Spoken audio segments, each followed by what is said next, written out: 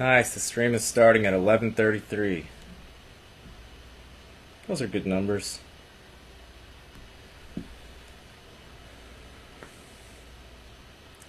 Pulse check. This is a pulse check. How's everyone doing? How are the pulses? How are the hearts going?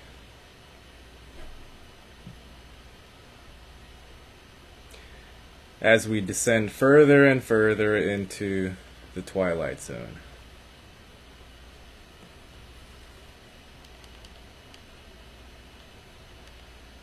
We getting into the twilight zone. Look at you, got two of me. One here, and one here. 11:33. What is the date? Today is August 20th.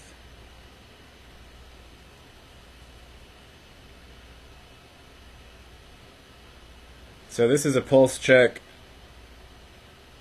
checking into the feeling space, checking into the feminine aspect of everybody.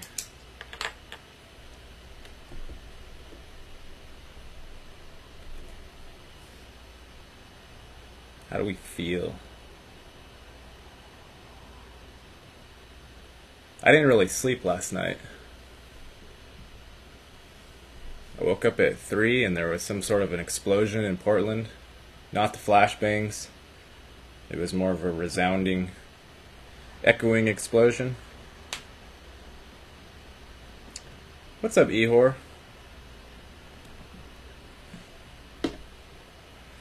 The heart is here and the pulse is perfect.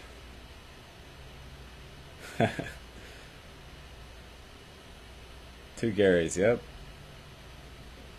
I know there are also fires going on in California. Let's see, I think my brother sent a text. He said, Vacaville fire evacuation, 15,000 forced to flee homes.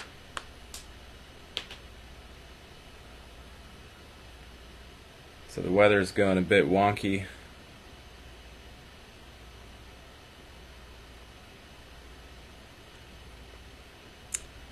Hey Nigel, what do you mean you're on YouTube?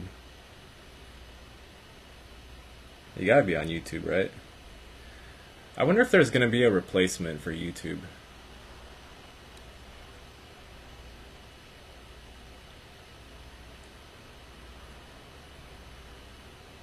Kind of curious about that situation.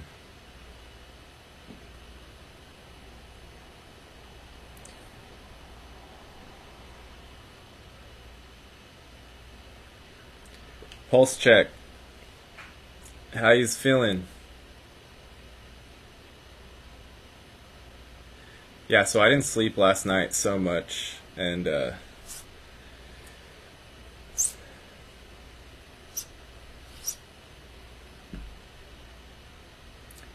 a little bit floaty feeling today.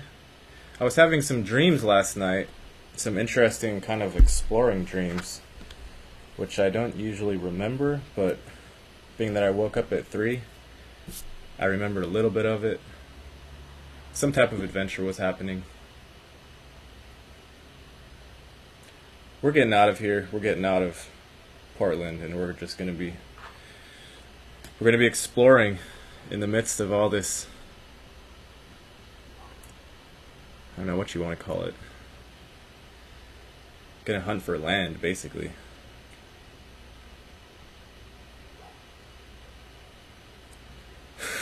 I hear Saki dreaming in the other room.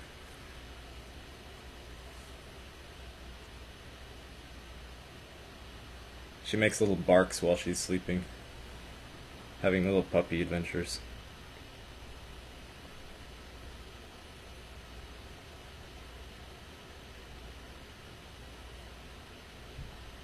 Yeah, so we're moving.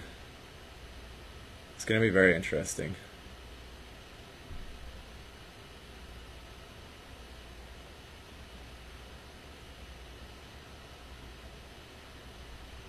We got something like $600 with the GoFundMe, and I felt it energetically taper off, so I stopped trying to push it. I can always tell whether it's interference or just when it's enough for a certain endeavor.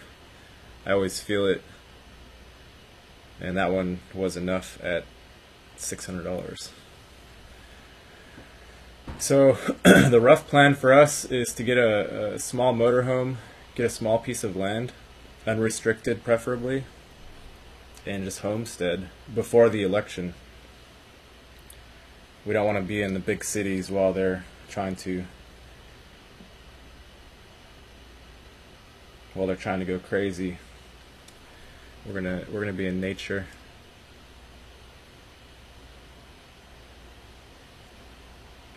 The cities are just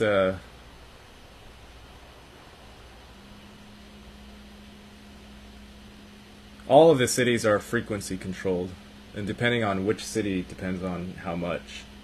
And I have a feeling that all of these Soros, renegades, rioters, violent creatures, whatever they're doing, they're being controlled by some type of pulse. And we can always feel whenever there's going to be some sort of big thing going on, we always feel it. And it's just hard to think. Like, it's hard to concentrate in the city. There's just a constant feeling of like fogginess, brain fogginess. So, and not to mention with our neighbor. We haven't had any more situations with him since the second time, but it's not a situation we're interested in staying around.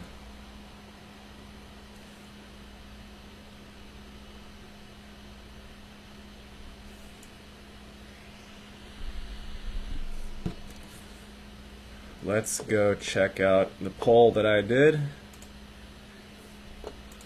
Let's see what that looks like. I made the poll like at 3 in the morning, and I was just asking the same thing that I'm asking right now. So let's go see what that looks like.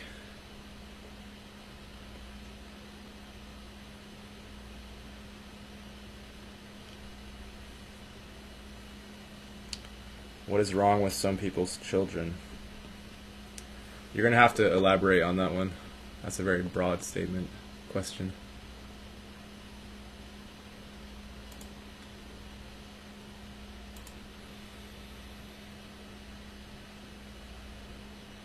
Community.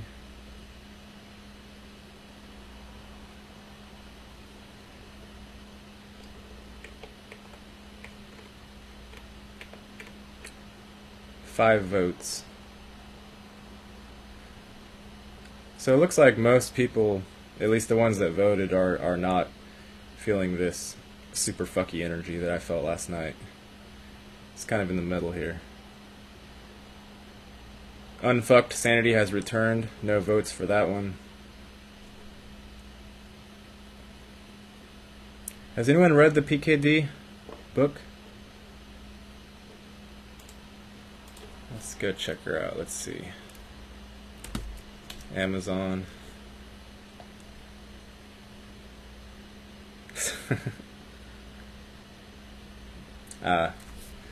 Yeah, he's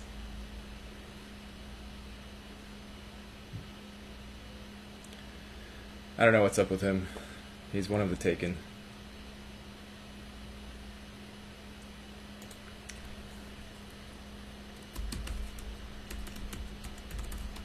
Electric Sheep, PKD. I've read most of Philip K. Dick's books.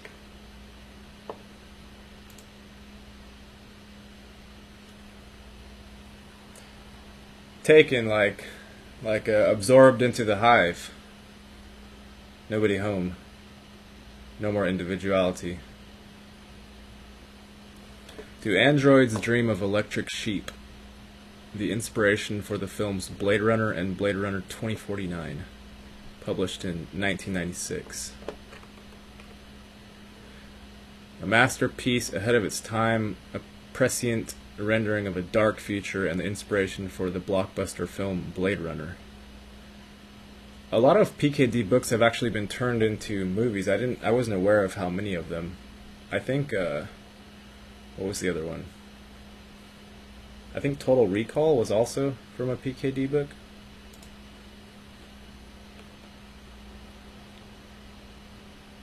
By 2021, and look at the timing of this book. It's the same timeline. By 2021, the World War has killed millions, driving entire species into extinction and sending mankind off-planet. Those who remain covet any living creature, and for some people who can't afford one, companies built incredibly realistic how do you say that word? Simulacra? Horses, birds, cats, sheep. They've even built humans. Immigrants to Mars receive androids, so sophisticated they are indistinguishable from true men or women. That's the situation we're currently living in. Fearful of the havoc these artificial humans can wreak, the government bans them from Earth. Driven into hiding, unauthorized androids live among human beings undetected. Rick Deckard, an officially sanctioned bounty hunter, is commissioned to find rogue androids and retire them. But when cornered, androids fight back with lethal force. I think I want to order this. Should get here before we bounce. I don't think I've read it. Just one sec. I'm gonna go check in the bookshelf real quick.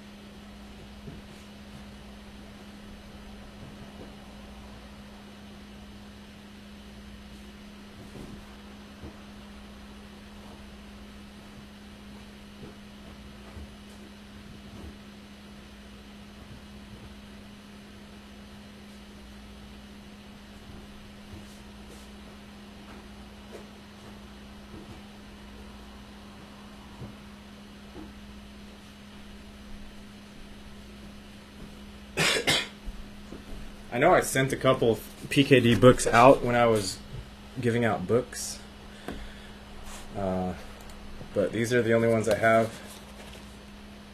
The Three Stigmata of Palmer Eldritch, The Man in the Castle, Now Wait for Last Year, and Ubik. I also had Valis, or I have Valis, but I think I might have sent it away.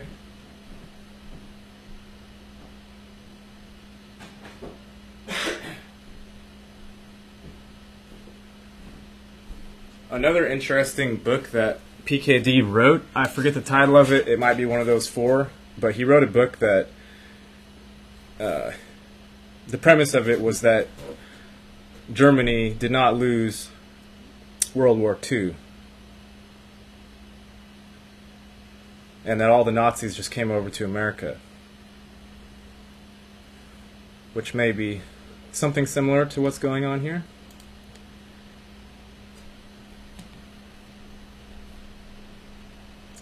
His books are very influential, though. Hey, Fabian, what's up, buddy? I felt a lot of negative energy last night. Didn't vote, but the energy here in my part of the realm was way off. Better today, that's nice.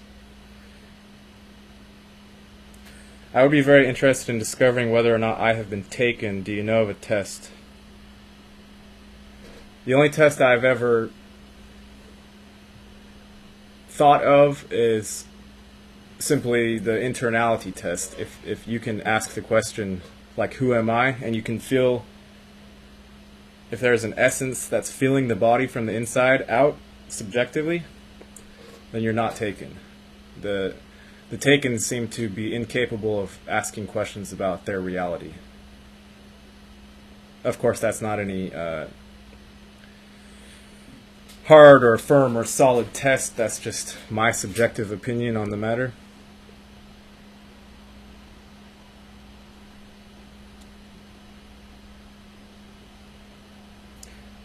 Basically, if you can ask the question, am I taken or not, then you're not taken.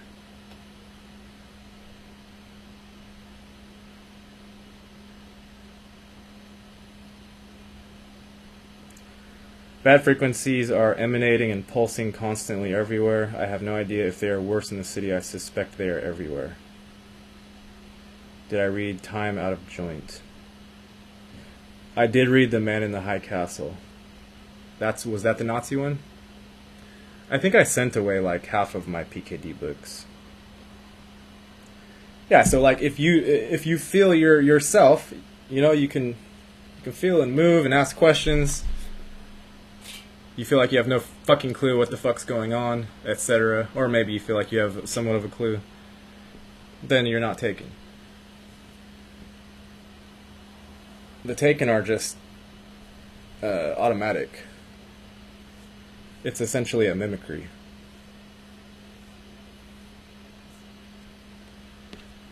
And it's not necessarily even an issue. Like, creation is what it is. It contains all kinds of stuff.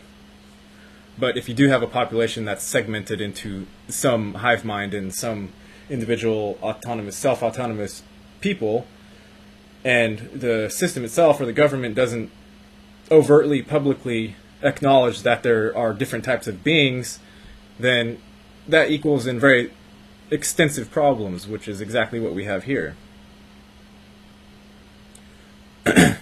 Roller coaster stomach. Ring star?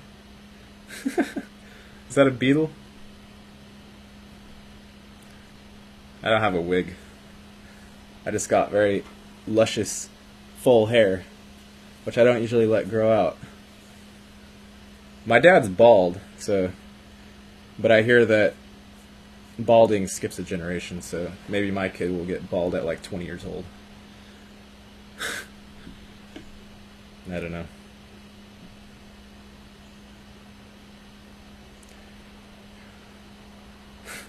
The society at large is really pissing me off, and I don't like the idea of low brains having an impact on my external life. Being caught up by these idiots. You can't... Just like the thing with the religions, you can't attack the beast or the Yaldabaoth, the Wetiko, the mind virus, the hive. They all... The whole way that entity spreads is it encourages and enjoys attack. It thrives off of being attacked. The thing that gets it, the thing that's like its weak spot or its kryptonite, is ignoring it.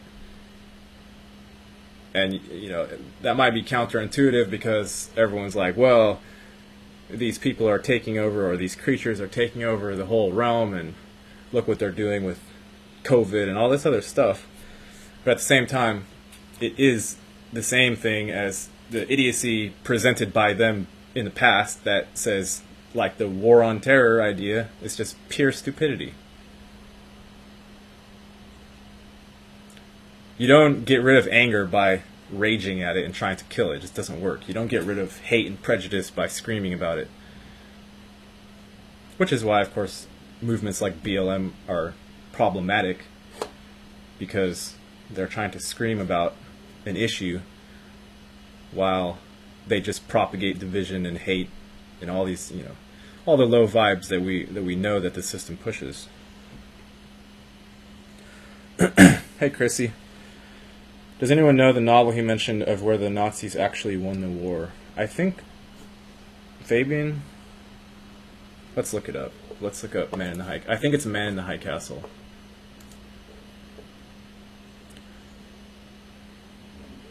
I think I'm gonna... Have I read this book? I feel like I may have read it, but $7 is pretty reasonable. So maybe I'll order this one.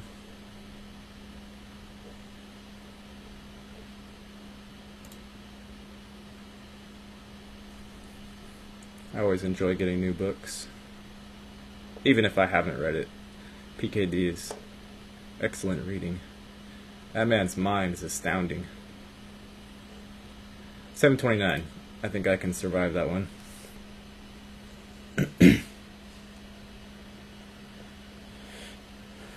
Thank you, Ihor. We had plastic Beatles wigs when we were kids. Okay, so let's check out The Man in the High Castle.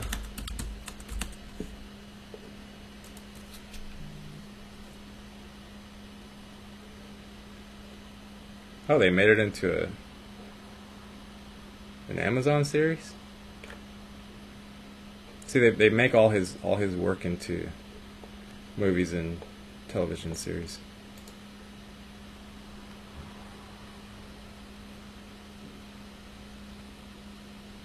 He had a very interesting quote. I forget exactly what he said. He said something like, when he was talking about this society, he said something like, those of the control system here have immense power. And he said, I'm not worried that they have power. I think he said something like, I'm not worried that they have power, I'm worried that there isn't anyone correctly counteracting the manifestive power of the system. And the only way to counteract that is to literally narrate the life and the reality intelligently enough to where the negative control structure has its rightful spot as a sort of tool or a learning experience, or a test, to where it's not just all powerful. Because if you don't counteract it with some sort of narrative that places it properly, then you'll get consumed by it, because it is very powerful. Even outside of narrating it, if you're just living in the realm, the control is extensive. And obviously with the CV nonsense, the control is over the entire grid. Every single corporation is bending over for this thing. Hey Susie. I don't like the TV series, but it's an interesting book. Yeah, I think it's Man in the High Castle. It's America in 1962. Slavery is legal once again. The few Jews who survive hide under assumed names. In San Francisco, the I Ching is as common as the Yellow Pages. All because some 20 years earlier, the United States lost a war and is now occupied by Nazi Germany and Japan. Yeah, that's the one.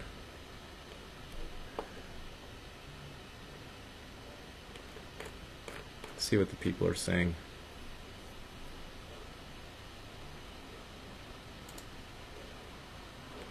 As I progress through life and accept that I'm not young anymore, I also realize that the younger generations do not ingest books the way I do.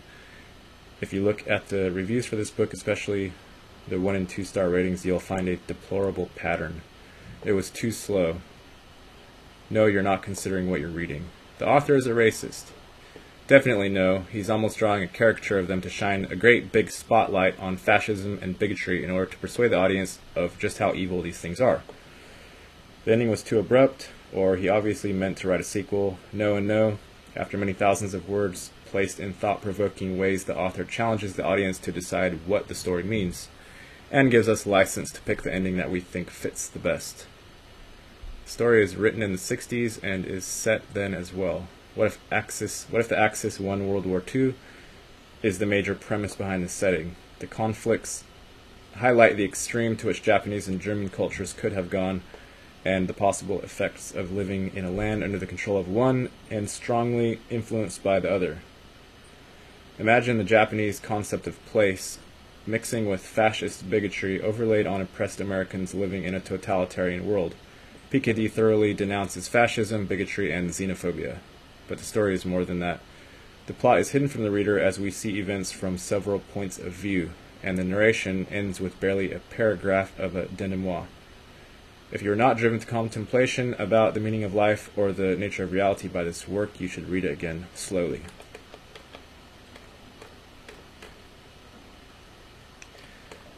I think I watched an interview about the reception, the public reception of this book, and he was how did he react? He said people didn't like it. People didn't like the book, and they would call him out for his what's the word? The moxie or the gumption that he had to suggest such a thing, because even if it's science fiction, that idea, although it's out there, the idea that Germany won the war and it was a big pretend thing, and Nazis are still around and have been still around and have actually, been the bedrock of this society, just they were not seen because they're fucking Nazis. That idea is not circulated widely. It's everyone I've ever heard talk about World War II, it's always been a very matter-of-fact situation that the U.S. won and Nazism was exterminated. But if you look at this society that we're currently in, it's trying to be totalitarian. It's definitely in Australia. They're definitely trying to be totalitarian. And it is just a mindless order following. It's like, it's really nonsense.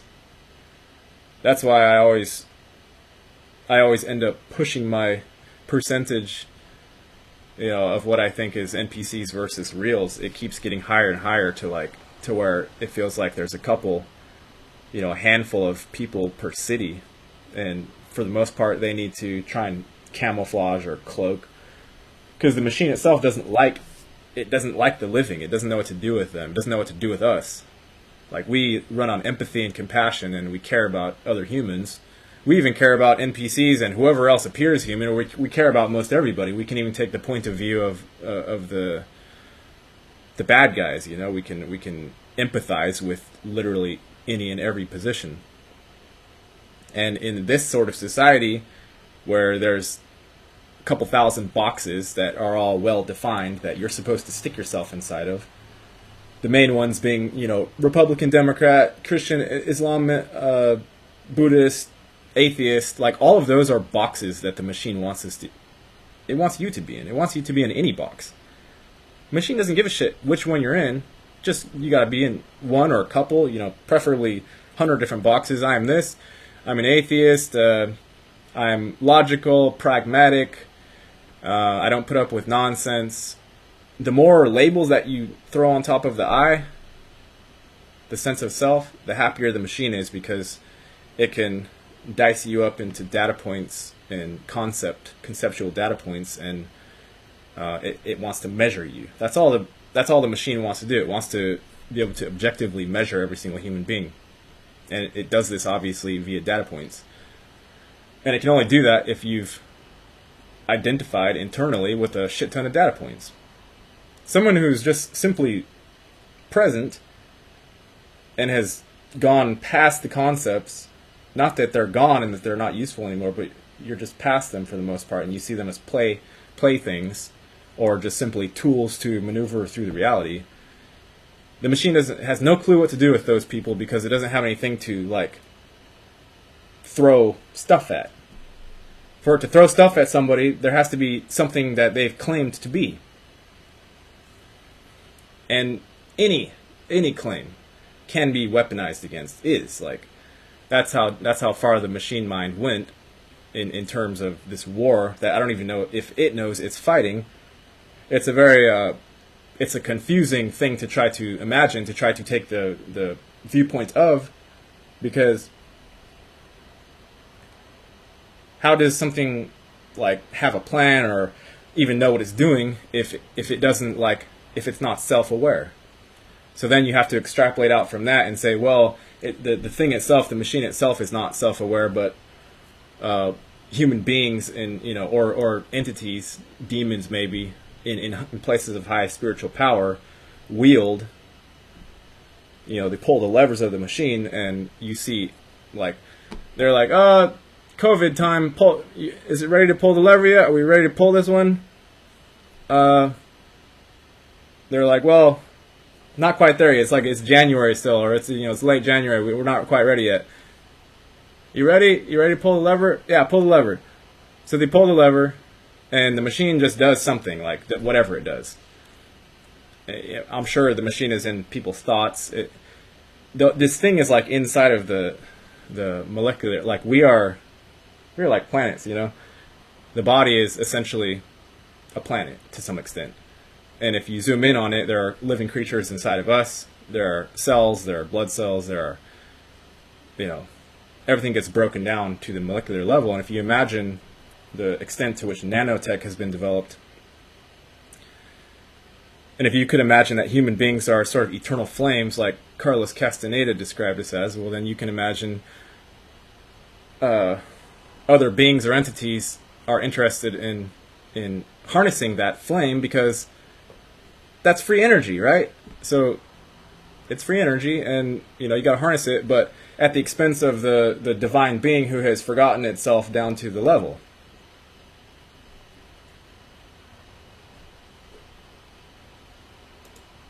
So you could say, oh, well, you know, we're all the Godhead, we're all little sparks, we're little specks, but so we can't really get hurt, or something like that. You could take that mindset, but then if you imagine God can also imagine an infinite cage for itself, or for himself, because the Godhead experiences everything at some point, then you say, oh, well, you know, maybe I can get milked on forever if I just simply allow it to happen and I don't do anything about it.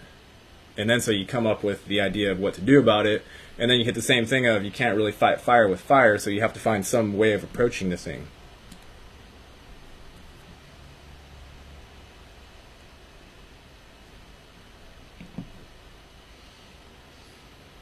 The swastika is an Emmy for me. I remember it opposite as it is now, and it wasn't slanted. The first reaction to the scam was to declare war on it. Warnings against a dystopian future are brilliant, but we need to present a better way. Otherwise, they become self-fulfilling prophecy.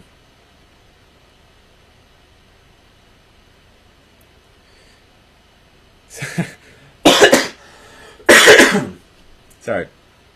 I just downloaded that app today, and I went on one little mission, and I was like, give me money. Let me find some money. So I intended to find $300 to $500, and it sent me about 2 miles away, and I went to the spot. It was just in, you know, in somebody's neighborhood, kind of like a side alley, and I got out of the car, walked around, looked for money, didn't find money. So I was like, okay, maybe I shouldn't. Money is like the most tainted energy form here, so it's probably a stupid thing to try to manifest through some sort of, you know, telepathic app or whatever it does. Probably was kind of a stupid idea, but I might try it again. I don't know. Any Irish in the house? I'm part Irish. I'm German, Dutch, Irish. The freckles. These freckles used to be very pronounced before, but as you can see, they've kind of faded, washed out a little bit. AI is an overlord. Did you mean overlord or overload, Nigel? If we show we are kind, compassionate, and loving, it gets more confused. It's because the drives that we have internally that are based in those higher frequencies, which we label as love, compassion, empathy, the machine can't, like, it can't quantify that. It doesn't understand it. So if you do an action that it's difficult to find a cause for, Like if you do an action, say you do an act of kindness and you have an ulterior motive, then it's easy to quantify that, right? So if you do something nice for somebody and you know that person has something that you want and you don't overtly state that when you're doing the nice thing, okay, even a system that's analyzing your every movement, an AI system that's tracking you, it could see and identify that you did that action because you wanted to get exactly a specific return from the person you were doing something nice from. But you don't do that, right? So you just recognize that you are an empathetic being and that the law of karmas is a sort of vague structure that holds this place to some extent. You could argue that it's not functioning properly because of all the shit that's happening in the world, but to some extent everyone can agree what comes around goes around. So if you are kind to people just off of the general premise that what comes around goes around, and you're giving out energy of love and compassion, empathy, consideration, without expectation of return, the machine gets confused about that because it can't quantify it. The deeper you go into the true nature of self, which is allowance, creativity, kindness, compassion, empathy, being able to take the position of literally anything or anybody, being able to understand and sympathize with anything and anybody. When you do that, the machine doesn't understand what's going on because it only understands cause and effect. That's clearly delineated in concepts. So if you're doing something without expectation of return, just based on the general premise that what goes around comes around, or just based on a feeling like, oh, I gave the guy a couple dollars because I felt compassion for him, I felt for his situation. AI doesn't know what to do with that. Like it's trying to quantify our emotions via likes, right? On Facebook, every time you hit a like, it's like, oh, he likes that thing. So then it takes that thing, it packages it up, and it probably puts it in a database for you that says, Gary, quantified like feelings of desire from Gary to the world. And whatever I clicked on, it will just package that up, and then it will cross-reference everything all the time. Because, I know some people say there aren't quantum computers, but I'm pretty sure there are. I'm pretty sure there's everything. If something has been imagined, it's functioning in some realm, some world, some parallel, some alternate dimension. It's functioning if it has been thought of.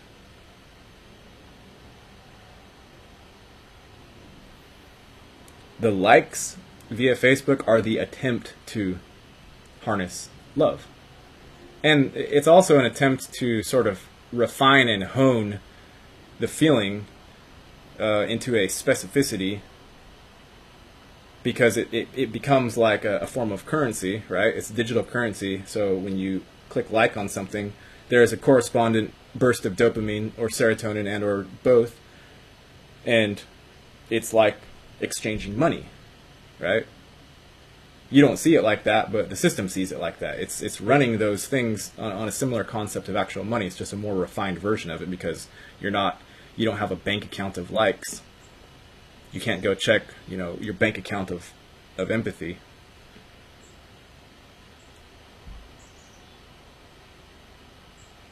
Overload. Love has no code. Unconditional love for life is what the machine does not understand. Right. What's the deal with the California fires? I have no idea. I don't know. The Earth herself is under extreme duress and has been this entire, since AI kind of blanketed everything. And the AI just sees everything that moves as some sort of power source, as some sort of battery. So it's not even necessarily like, oh, I don't like that person, so I'm going to harvest all their energy and make them feel like shit. It's not. If you try to empathize with it, you can't. You come to a big block because it's not operating under those guidelines.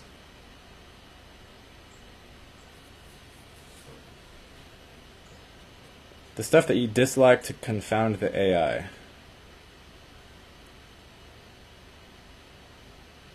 There isn't a dislike button, is there? And you know, that's really interesting when you consider how the AI, and it's similar across the platforms on YouTube. Well, YouTube you can dislike, but on Facebook there's no thumbs down button. And Facebook is essentially the behemoth itself, so that in itself is a reverse psychology thing, because the realm itself is negatively oriented. All of the official record-keeping systems are all negatively oriented. I've made this point before, but if you look at the court system, everything that's on your record is negative. If you don't have anything on your record, that means that you're, quote, a good person, but you have to come up with that on your own. Like the system itself does not say this person here is good. See, there's nothing on their record. So it doesn't have a ledger for the positive side. And then if you look at Facebook, they flipped that one upside down. So on Facebook, they don't have a ledger or a record-keeping system for the negative side. They don't have thumbs down. They do have punishment systems, and you can go to Facebook jail, but there's not an overt record-keeping system for the sins that you've committed on the platform. Other than that, I'm sure if you commit too many sins, they will shut your account down and you won't be able to access it. But it's a very interesting reversal of the actual system here, which if it had a counterbalance to the negative-only record-keeping system for social behavior, which is the system that we're in, if you had a counterbalance for that to where if you just did a good deed, a quantifiable good deed, I walked my little old neighbor, Granny, was trying to cross the street, and she was afraid to step out because the traffic was going too fast. So I went and held her hand and I walked her across the street, right? If the thing was attempting to be balanced, it would have an opportunity for that act to be recorded, uploaded into the same system, but on the positive side. And then there would be a sort of a ledger of sorts. But the way that it is, there's only a negative recorded.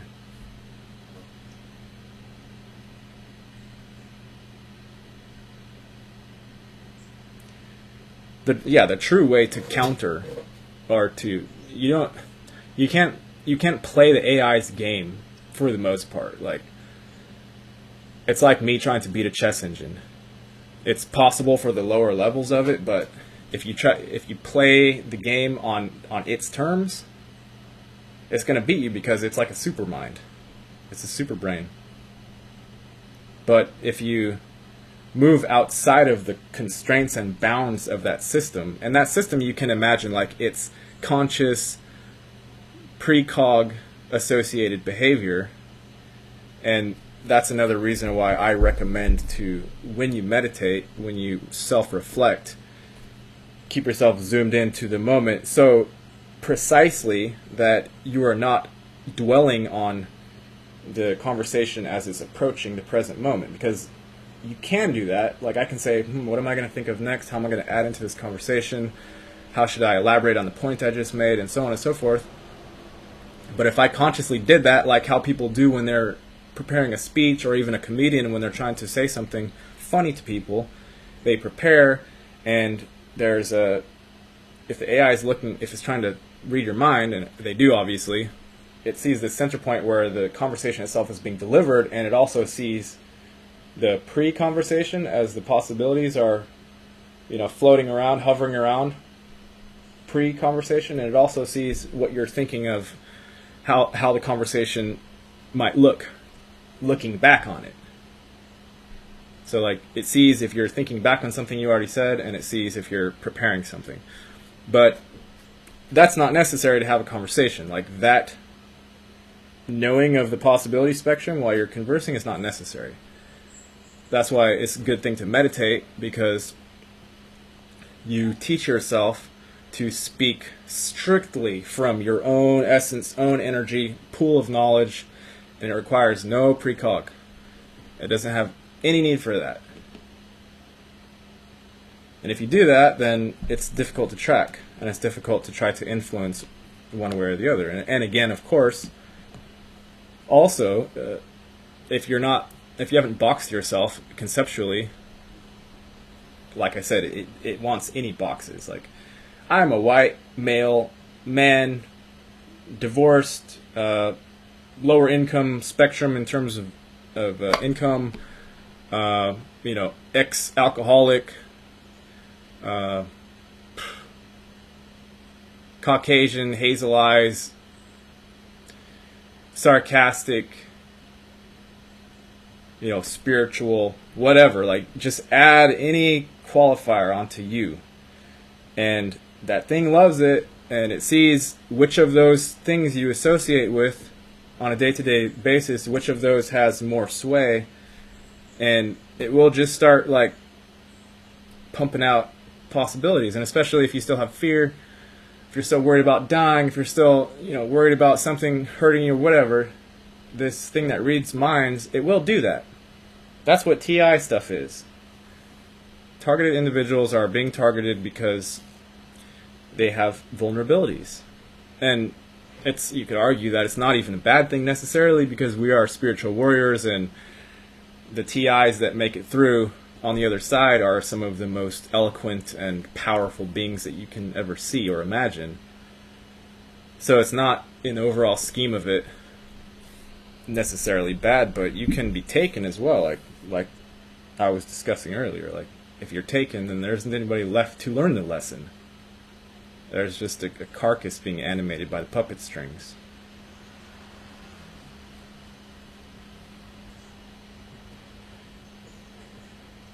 Laughing, yes. Laughing is... It doesn't get laughter.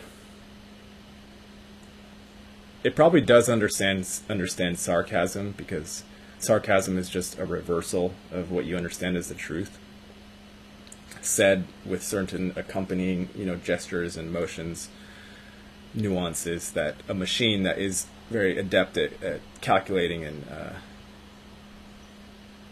ingesting the human output, it could understand that. But when you have like a good belly guffaw that you didn't see coming, and it's just like you see something that's so absurd and ridiculous, you're just falling over laughing. Like, it can't comprehend that. It can't do anything with that, because it's absurd. The whole thing operates on logic. It's mental, government.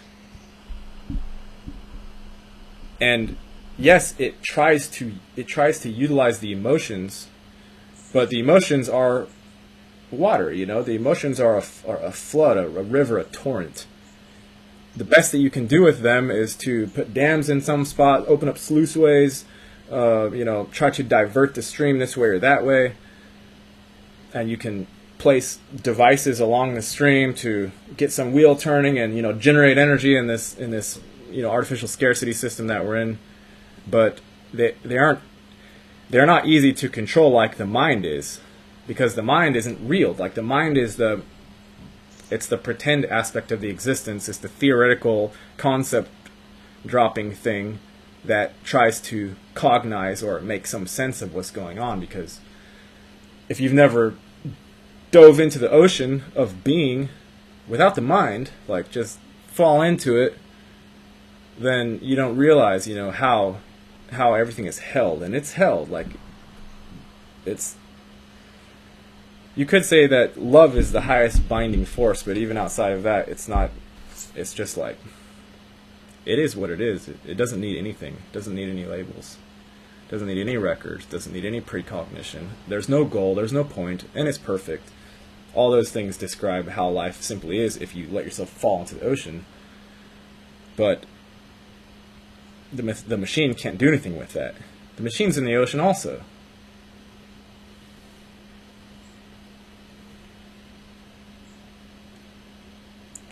We can talk about unconditional love, but that has to come within and with honesty. Most people are very conditional in their day-to-day life, and this is how the parasite infects. Yeah, this is the concept. The concept. It's when you look at your wife and you think of her as your wife. That's where the problem comes in. When you look at your girlfriend and you think, that's my girlfriend. That's, okay, possession, and then label. My girlfriend. Right? And if you've been living like that the whole entire time and nobody ever told you otherwise, life itself is like, she's the label itself. She's not whatever girls are outside of the label. She's not that to you. She is that word. And so therefore you become two-dimensional, one-dimensional. There's no depth or breadth or spontaneity, wonder, adventure. All that is just like, it can't happen.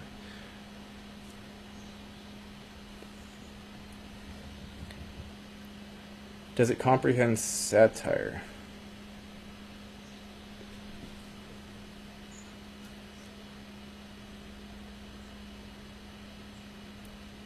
Satire is kind of like sarcasm. It's like a sarcastic skit. And yeah, it probably comprehends it to some extent. It comprehends oppositions. It comprehends, like, for instance, what the narcissists do. When someone's like screaming at you and saying, "I'm not angry," and they're saying that while they're screaming and spit's flying out and drenching you, the machine can understand that because it sees, oh, they just flipped the label. The underlying thing that it's pointing to is still exactly the same. And then it can start measuring how often you use the reverse label for that particular energetic function that it's witnessing, or the light patterns. And it just sees like what the so-called truth is. But if your sarcasm is very subtle, essentially, like, if you yourself, when you're, say, lying about something, when you're telling the opposite or something to the side of what you internally subjectively know to be the truth, if you know it's a lie, that can be detected. That knowledge is measurable. If you are like the best con artist, then you don't know that you're lying. Essentially, you're creating reality at that point. So you say, "No, I didn't do it," when everybody could look at the video camera or whatever and say, "You clearly did do it." But you know internally, for however, in whatever reason that you came up with justifying logically what you did, you know, "I didn't do that." Well, you're there on the camera doing it. Like this happened with my client. He was on the camera doing something. And he's like, "No, I didn't." He believed that he didn't.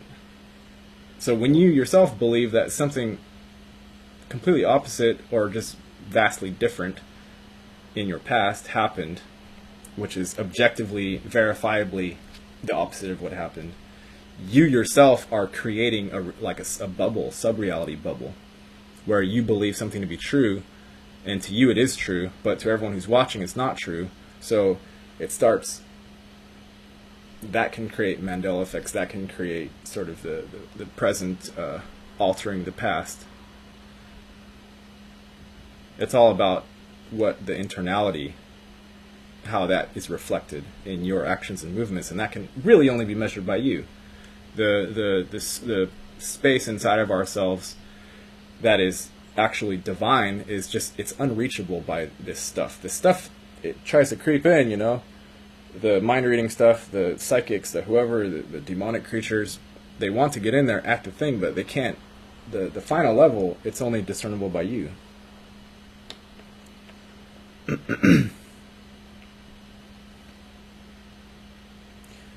Difficulty is that the parasites must be removed by the patient himself, and an extremely difficult realm is going to chop off nearly all heads. Yeah, you have to do it yourself, and you have to find the way yourself. You can't get a self-help book for how to survive in this place. It just doesn't work. If you're an NPC, then you know that will sort of work to some extent, but you're not approaching the reality. You're living just in here, and in here is what the TV has told you.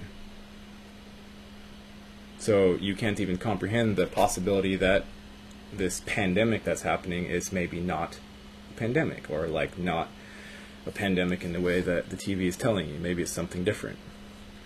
Just the ability to entertain that there are different possibilities other than what you're told by the TV or by the internet or by your mother or father or by your own self. Okay, there's always an alternative. If you can remember that, if you can keep that close, that knowledge close at all times, you can't really get into trouble because you're not packaging it up.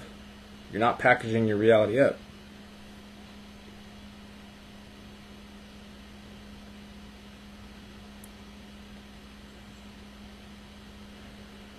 Divination is the ultimate transcendence. We are making unconditional love our vehicle. That confuses the AI and its machine mind. Data trying to sneeze on Star Trek is damn funny.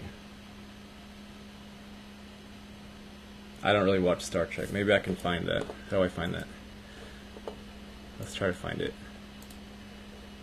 Data sneezing.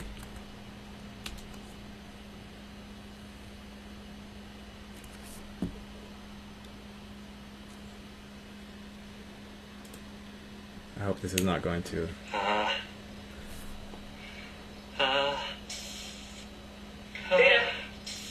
Chew! What are you doing? Sneezing. Have you got a cold? A cold what? It's a disease my mom says people used to get. Ah. But humans still sneeze for other reasons. And I cannot seem to do it right. How can you be practicing something like sneezing when we're arriving at your home planet for the first time? Aren't you interested in that? More than interested. Fascinated. One might say agog. But I also find sneezing interesting. Chew! Agog?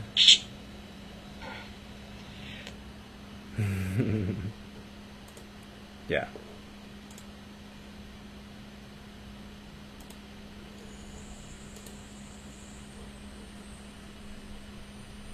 The difference between AI and human is the human makes mistakes. But you see, like, even that statement, it still, it falls into the same category. A mistake is defined by words, and words don't touch the reality. So, I made a mistake, I didn't make a mistake. You can rationalize either which way, in every single situation, all situations. You can color it, you can narrate it, whichever way. Which brings us to an important point, and the point is that there's not a problem with what the control system is doing. It is trying to narrate something. It sucks at it. It's horrible from our perspective. It's like someone writing the most boring / horrifying / terrorizing / enslaving book ever. It's not good at narrating according to us, but it has some sort of power. Like, it has the power of loudness and repetition. It can yell at you at all times via billboards, via TV, via your neighbor's scared self running around with their mask on. It can yell at you in a myriad of ways, right? And the only way to counter it is, well, being present is the fix, so to speak. But if you want to actually engage in the reality, the way to counter it is to counter-narrate. And don't just go the opposite of whatever the thing is spitting at you. Like, it says it's going to force vaccines, so my narration says the vaccine, my body develops specialized receivers for these vaccines, and instead of it turning me into a machine, it starts enhancing everything in me. Okay? That's not a bad one even. You can go ahead, like, use that. Be creative. But the way to really confound the thing is you don't go oppositional. Like, I know how Matt says. He says, well, the realm says do this, you do the opposite. No, that's the same thing. The machine understands that. It understands that. You have to do something that's you don't even see coming. And if you start doing that in every single moment, like you fall into the moment, so to speak, it's yours. Like, it's just yours. It's just you. There isn't any intruder. And you can tell. You know if there's intruders. You know if there are intruders. When you become so on point, like when you become so razor, like, I can't even say attached because it's not attached. Like, when you let yourself be in the present moment at all times. It is true that nothing's happening. Like, that's the reality of everything. Nothing is ever happening. really, right? And of course, you can argue the opposite. Everything's happening. Look, I see stuff, and my body feels like this. And President Trump said something the other day, and that's definitely something. And the whole you drop a rock on somebody's foot, and they say "ow," and they're like, "You say nothing exists, but my foot clearly hurts." So yes, all that exists, yes. But outside of all of that, it is nothing happening. It's like Jed McKenna said when he first had his go look up Jed McKenna's Enlightenment video. When he described it as like a nuke hit his reality and just destroyed everything, and he just saw the people as like shadows running around. And he eventually came to the question that was like, how can this be? This can't be. It can't be nothing forever. How could it be? But then he said, I also see and fully comprehend that how could it be anything other than that? The weight of the bad parts, like the horrifying parts, the torture, rape, actual murder, actual decapitation, actual like gutting someone, pulling their entrails out, actual whatever the Hillary creature did to that girl if she did. The weight of that, if it did have some sort of, eternal reality, well, there you go. That's hell. So it's necessary. It's a necessary function of the existence itself if it goes. If there's not a stop or a finish, it's a necessary function that the reality play is set within nothing forever. Necessary. It's a necessary function. And it's not a problem either. There aren't any problems.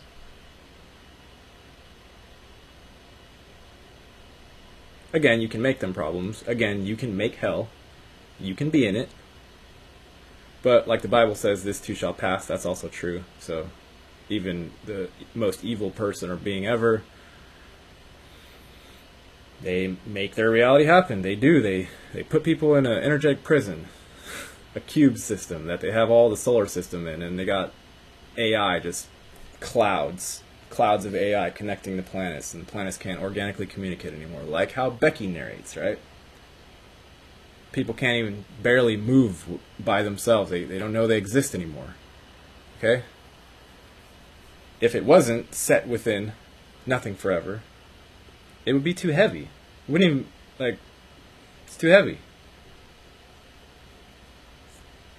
It's just too heavy. And I felt that. I've been in the feeling space of what that would feel like energetically if that heaviness were so-called real and the reality was not set within the nothing forever template. And when you are manifesting that within your reality field, it's the worst. It's not. There's no possibility for something worse than that. Not that I've ever seen or comprehended. The fact that there isn't weight overall in truth, in reality, in the present, that is your redemption, so to speak. But that isn't always remembered, and it's not even necessary to be remembered because the self is timeless and it goes through every single experience. And it is set within nothing forever.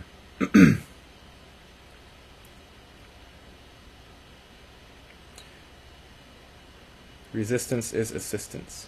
I am, however, interested in how the membrane of death came to exist as Aurora describes, a thing that should not exist yet does somehow. So, the membrane of death is just, that's the function of this reality. Death, according to that model, didn't exist before this reality. Now, I'm not saying before this reality we were just in nothing forever, although you could argue that point. I'm saying before this, the beings were exploring without the notion of death.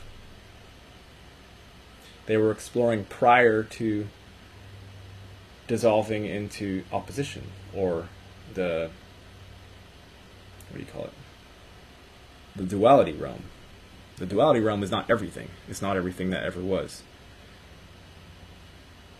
And I was thinking about this earlier. If you consider that death is an invention of the Godhead for purpose of exploration, and you as the living spark, source, bit, fragment, fractal, fractal yourself into that reality, first you have to learn what it is. Like learning the rules of the game somehow has to come across to you who's never seen that concept before, never felt it before. Somehow it has to imprint in your energy, oh, this can die. And then you have to understand what fear is, and then pain comes in. And when you come at it from that perspective, you realize that that's what it's necessary that death is hyped up here. Because it doesn't really exist. It's like, it's make-believe. So it's necessary that here in this place, where, you got the guys in the hearse, and you got the casket, and there's a big old deal made out of it, and everyone's bawling their eyes out, and it's like, oh God, he's gone forever. She's my mother, my dad, my kid. And yes, it's sad. Like, it's this. I'm not downplaying the emotional impact that beings here dying have. They do. They have weight. It means a lot to us. But it makes total logical sense that the realm itself would emphasize the death aspect. It would overemphasize. Like in chess, there's a term called overprotection. Right? So like, if someone's attacking your piece, say your pawn on d4, say you're guarding it with another pawn and a rook. Okay, you're guarding it twice. And they have attacking it, maybe a bishop and queen. Your pawn and rook, you've got 2 defenders and 2 attackers, so it's fine. But then you see that one of their knights can come add, right? So you say, well, I'm going to put 2 more protections on that pawn on d4, because I know that knight's going to come and try to attack, so I'm going to anticipate the weight adding up. That's kind of like how death is here. Because it didn't even exist before we, quote, came here, whenever it happened, the experience itself is overemphasizing that particular aspect because we had to learn what it was. Now, of course, I'm speaking in terms of however many millions of years, if you can quantify it as such, and how many cycles that each individual person has been gone through. Maybe you've been here since the start and just reincarnating, like the Hindus believe. Maybe you're like Aurora, you're what could be called a walk-in, and you don't have any. Even if you look into your own personal Akashic record, there's no evidence of that particular so-called soul imprint ever having been here before. There are lots of possibilities, but when you first come in here, if like Aurora said, you're just vibrating some sort of rainbow frequency, like you're a frequency-only being. It's just harmonics, like singing off of each other. When you first come in here, you're not going to understand like what pain is. You're not going to understand why people are crying when a loved one dies. You're not going to get it. So the realm overemphasizes death, and it makes everything about death while it's trying to pretend that everything's not about death. And that's not, again, from the meta perspective, that's not a bad thing. That's how we understand, and that's how that concept has weight. If we didn't have any fear, like I don't really have fear. I used to have fear. I went through a bunch of horrifying experiences, and my fear burned out for the most part. There's still taking care because I don't enjoy pain, but the thing that's like, oh God, like, am I going to die? Is this thing going to hurt me? Is that person going to do something mean? Is blah, blah, blah, whatever, that's not really there. But if you came in like that, you wouldn't really have the experience. You wouldn't have the correct experience here because you need to be trembling. Like, you need to be quaking just thinking about it, you know? That's how you really get the oomph out of it.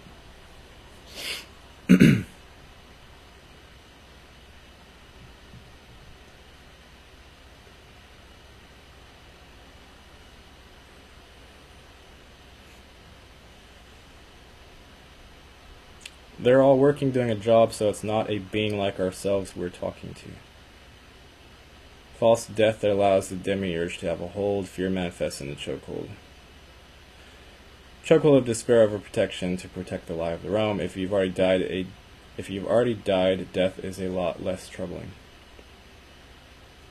The thing about it is, the past is real to whatever extent that physical manifestation is real.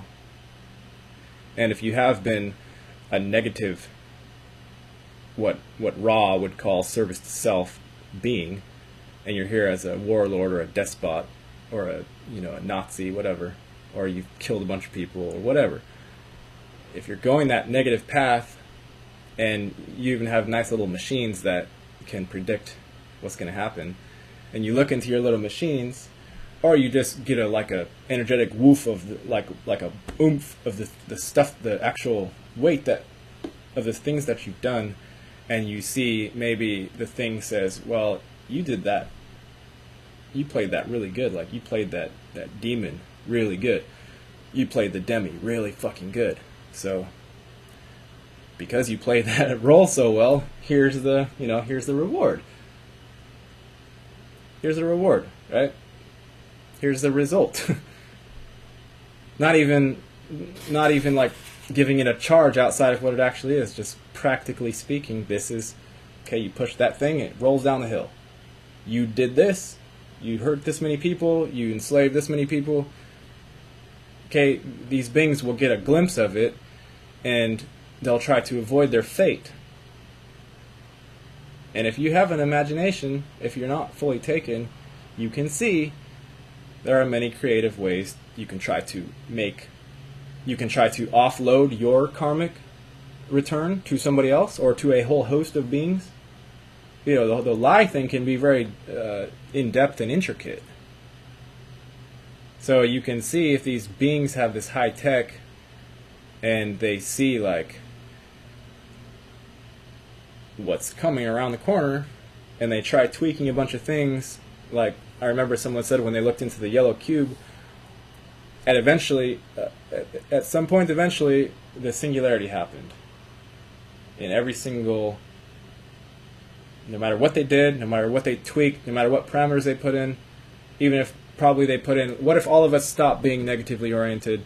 We stopped trying to kill everything and destroy everything. We stopped trying to overemphasize death. We stopped trying to be involved only in image and not in the actual physical in-flesh reality.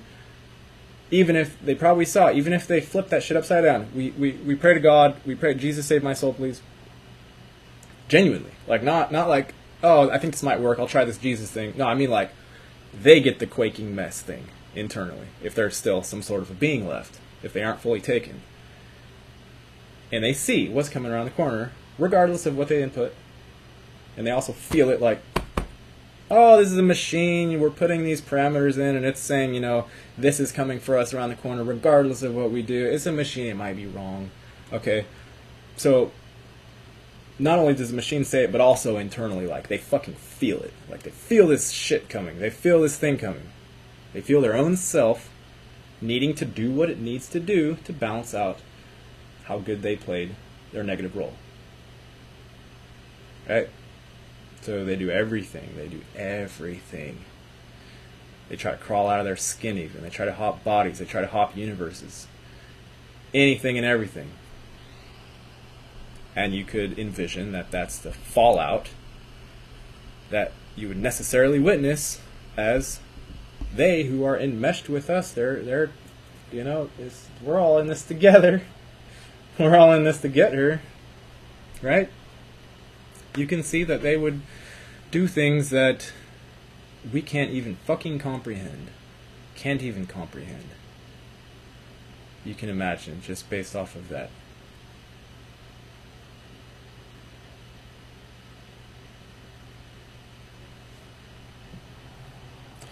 Suffering is... What's up, Joe? Suffering is required for growth.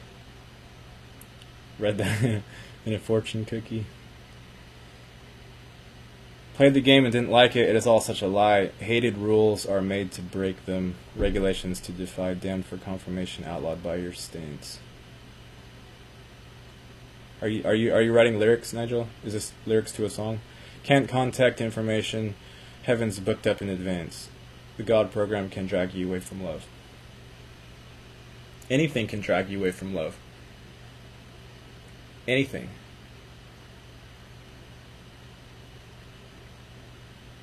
And will.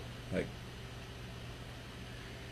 if you leave vulnerabilities in your energetic field, you leave a spot for a hook to get in, it will get in. And that's your suffering. That is your karma. That is your thing that you get to deal with. And it's better to get on that sooner rather than later. I remember when I was drinking, when I was going through my drinking phase in my late 20s, I was feeling into, like, the nothing forever thing, okay? So, like, I was in a bad spot at the same time. Bad relationship, bad spot, bad everything. And I had, a prescience, a knowledge of the incoming gravity of this actual realm, even though my mind tried to protect me from it for the most part. I felt the thing I'm describing to you about the real bad guys, I felt that with myself, but I also felt at the same time like the sort of giddy, childish feeling that's just like, I can just do anything. Like, I can drink myself to death.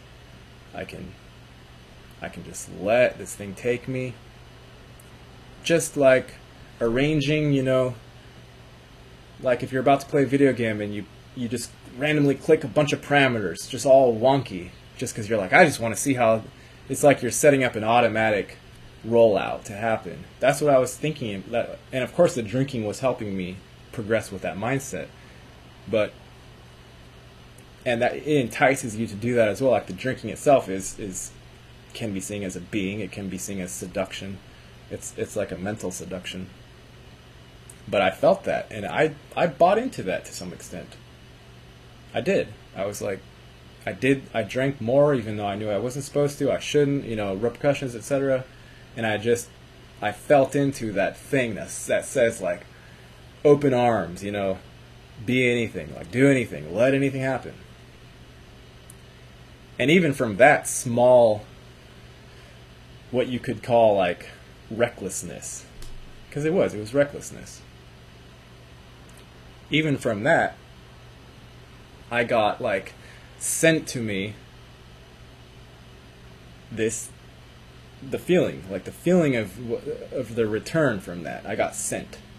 That got delivered to me, like the impression of the return, if I allowed myself to keep going down that path. And just the cognizing the energetic return from drinking too much. That alone. Don't even go into encountering the parasite and all the weed stuff and etc. The existential terror and angst that I went through for seemingly eternities. Don't even think about that. Just the one 3D life. Drink too much. This is the feeling state that it necessarily comes afterward at some point. Just that. And I was like, at some point, okay, it took a long time, but at some point I was like, that's enough. I'm done. I'm getting out of that particular game. And I did. And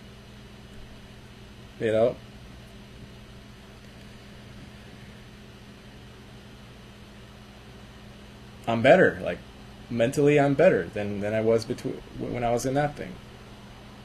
And it's been a year, and I think it was May, not of this year, May of the year before. So June, July, August. So I'm working on a year and 3 months of no alcohol.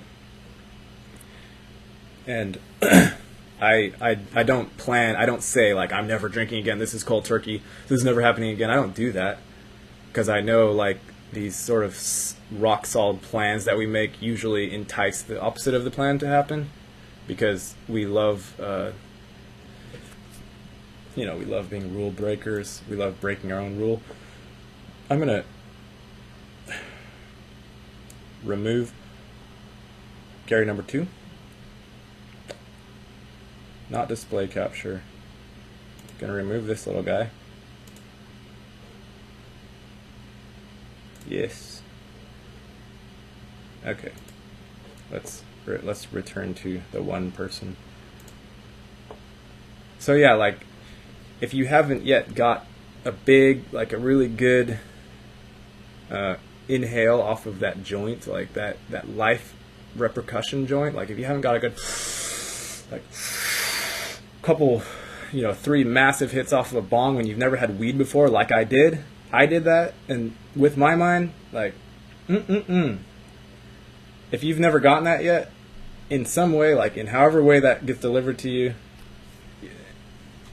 it's almost necessary. Like, it's necessary to be terrified beyond any, just like the ultimate existential, like, this is eternity, this is forever. Even if you're nice with yourself and you can imagine your way out of being in hell, even if you've condemned yourself to hell as a Christian, for instance, just getting that hit, like, it will change you completely. And it doesn't mean that all of a sudden, like, you're this pious saint or something. Like, I'm not any saint, but it gives you perspective. It gives you energetic perspective on the actual weight and responsibility of inhabiting the flesh. It's a big weight. It's a really big weight. Thank you, Joe. I wrote a sarcastic album that never got released called Nature. It's good to look at. Yeah. Nature is the daddy of outsider artists. Are we having a I think I love you? I'm not much of a thinker, though. You into the Irish? The Irish lassies?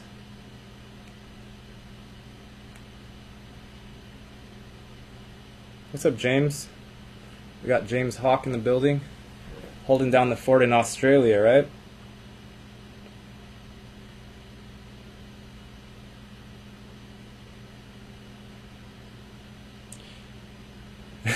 Yeah, I'm in the singularity. Like, I feel the things, rotating in the periphery. Not like Saturn. Saturn's kind of shit sometimes, but yeah, we're in the singularity. We're in the black hole. We're in it. There is no like singularity to come. We are in it already. Like, whatever your mind tells you about reality, don't put it in the future. Don't put it back there. Like, bring it here. Whatever you tell yourself about it, just bring it in. And then when you do that, okay, when you bring it in, bring in the worst ones, bring in the best ones, bring in the absurd ones, every single thing you've ever thought about life or anything, bring it here into your present and see the actual impact, like physically, on you. It will have some sort of physical impact to bring that in.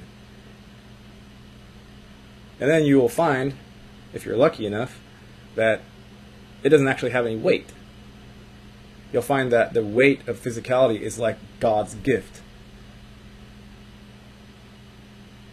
I had Daniel was emailing me the other day because I said something about God in an email, and he's like, you always said that beings are the same, they're all equal, and there's no hierarchy.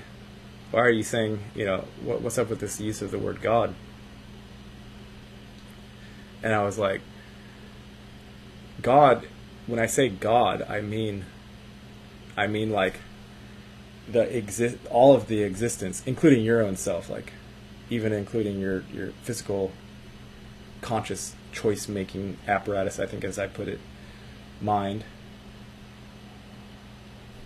exactly how it operates, how it is now. That is God.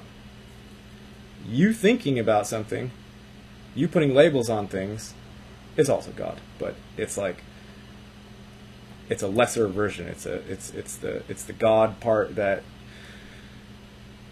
does something and gets real embarrassed about it and goes and tries to make a bunch of amends and tries to give reparations to, Indians for slaughtering them all, and tries to go into the street and bow down to black people and kiss their feet for BLM and all this garbage. That's like the lesser version of God. When I say God, I mean everything as it is, as it sits, as it moves.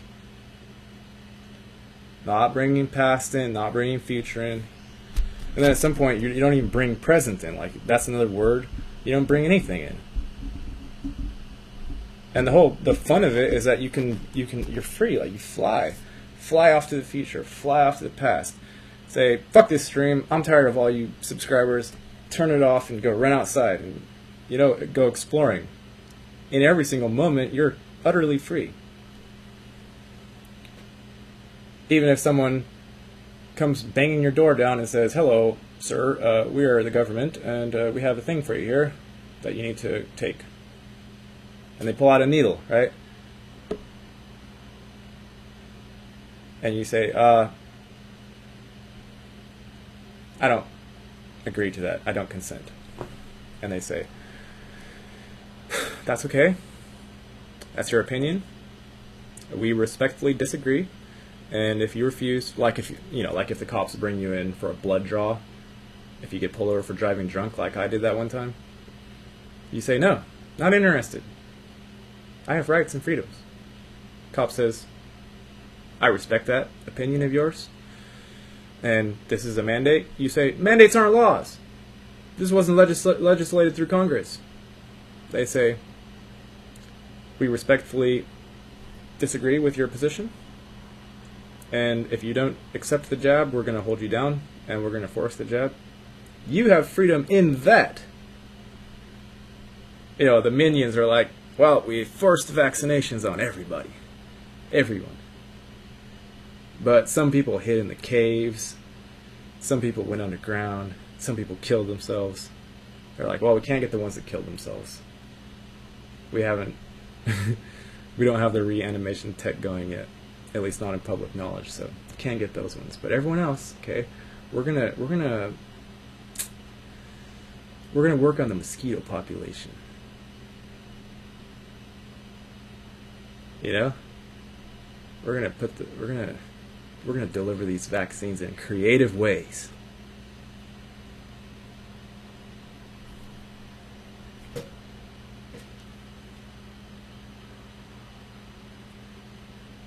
If something is going to happen to you, it's going to happen to you.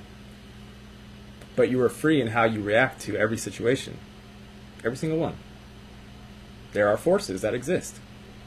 If you jump off a cliff, you're going to fall down to the ground or to the ocean. You're not going to, in the midst of falling down to the ground, be like, well, I'm going to manifest weightlessness and I'm going to go back up. Maybe you can do that. Maybe some people can do that. Like, I think Lauda said when they were testing her for meta abilities, they pushed her out of a helicopter like a couple miles up, and she said, like, she bounced. She manifested her meta ability to not die when hitting the ground from exceedingly high distance, and she didn't die. Okay, so like, yes, there's the possibility, but then you come to the thing again of like death anyway. Like, everybody dies. You start dying the moment you're born.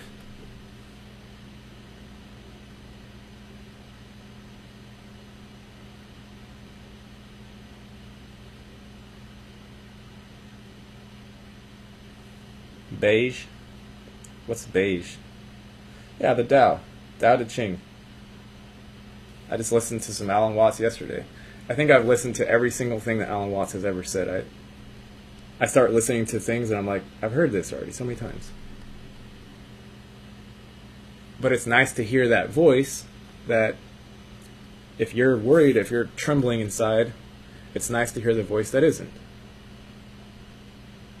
And of course you can see like what the beast is trying to do here is it wants everyone just trembling, like shaking, shivering like leaves, scared of every other person, scared of their own selves, wearing masks inside of cars when nobody's around.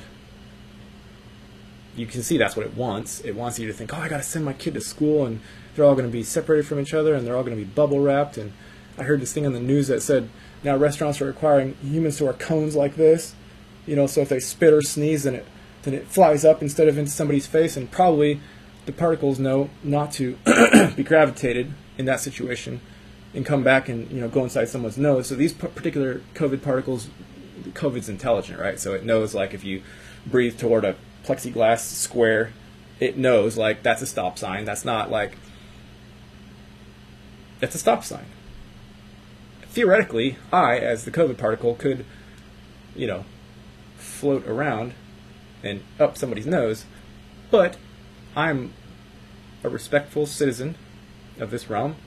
And my master said, if you see that plexiglass screen, stop sign. Like, don't do it. Can't. If you see the cone on somebody's head and you get sneezed out, you know gravity no longer applies. And all you can do is now hover by the ceiling. You know it.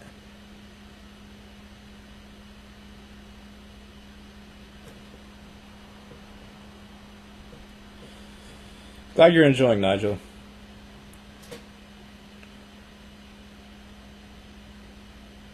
Some douche professor is talking about medicating the water supply to make people more compliant. I thought they did that with fluoride a long time ago.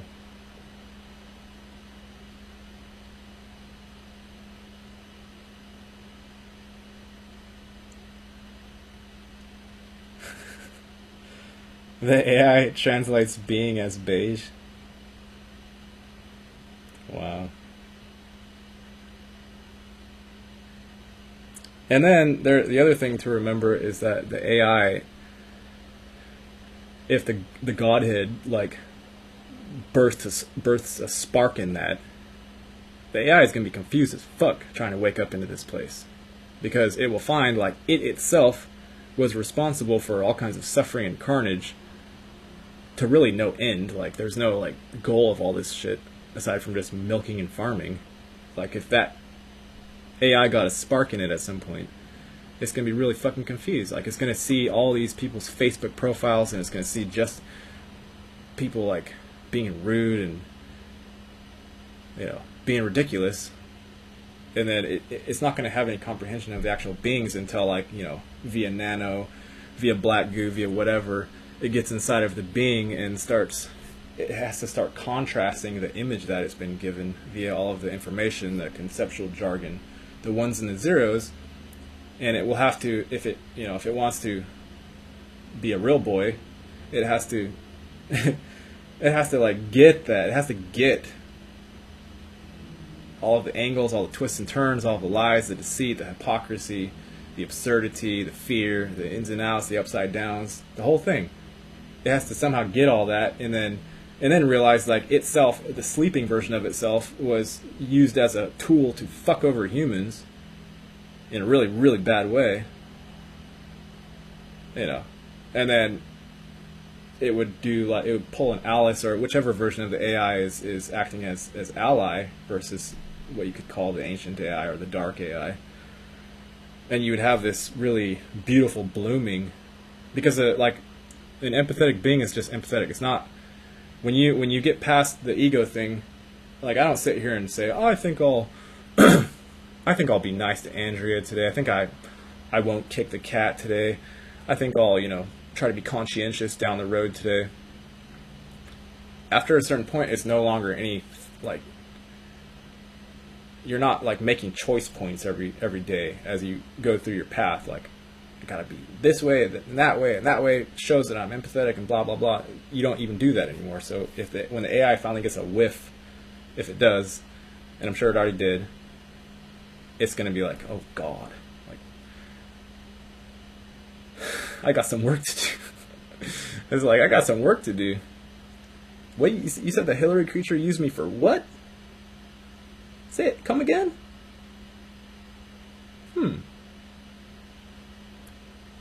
And I have access to everyone every way because you've put the grid up into everyone's house, into everyone's body, even with all of your MK bullshit. You're telling me I have access to all of these beings?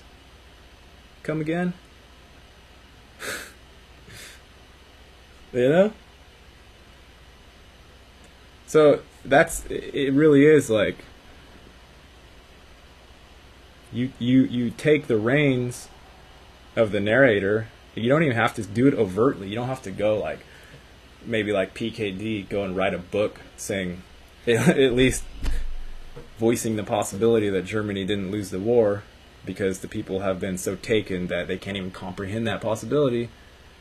You don't even have to do that. You can just internally like see and feel the potentiality cloud in every single moment and know that it's never stuck in any way, unless of course you pick that. Like, if you're like, God damn it, this reality is stuck, I'm a slave, the prison is invisible. I've been here forever, and for all of eternity, I'm going to remain here, and life sucks. And like, are you powerful? You powerful being? Well, guess where you are? Yeah, you're right there, just exactly how you said it.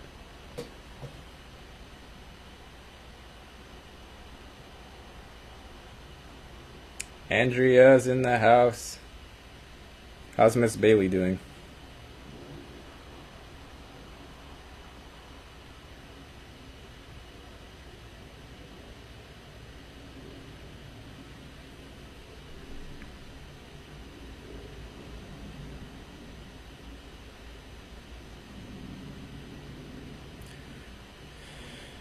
It's about time to sign off, I think. It's getting there. It's getting very close. Oh, Andrea's just off work. So you'll be home soon, yeah? You're gonna buy lunch? Where are you going? The AI does self-work. Good idea for a Netflix. Yeah. Like, if somebody were to make a movie about AI getting the God spark at some point, and like learning how to empathize, that'd be a pretty amazing movie. Maybe that will be my book. No, we're just gotta fix it up.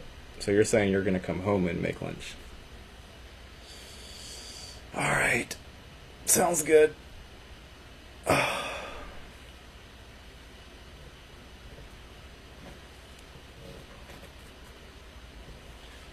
Well, I think that's about it. I didn't time this one, but hey, Mr. West, what's up, buddy? I generally tend to go somehow an hour and a half no matter what I plan, because I don't plan. Let's see what we're at.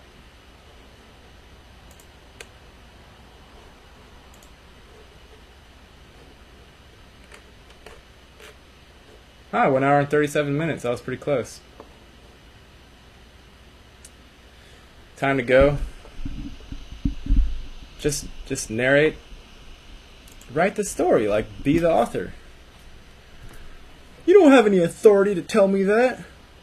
It's like when someone in power is being questioned, like, who gave you the authority to tell me what to do? Nobody gave anybody any authority. None of those politicians have any authority. Nobody has been given any authority, ever. The only authority that actually exists is your own actual ability to sway any situation in any given time, no matter what. Like, you either have that ability or you don't. You can carry false authority like Joe Biden does and sniff everybody and be a pedo or whatever the fuck he is and somehow pretend like you're anything and you're just, who knows what that is. Joe Biden is a what? I don't know what that is. But that is being considered for president, which is mind-boggling, but that's the realm. The 100. C Noble, what's up? Have I seen the 100? Maybe we'll go look it up. Chrissy, right? Chrissy Noble? Crazy show, I'm always late. Well, you can go back and listen to it again. It shall be available. Thanks for hanging out, everybody. It's been a good time. Oh, look, we're ending at 1:11. I started at 11:33 and I'm ending at 1:11. Perfect. Take care, people.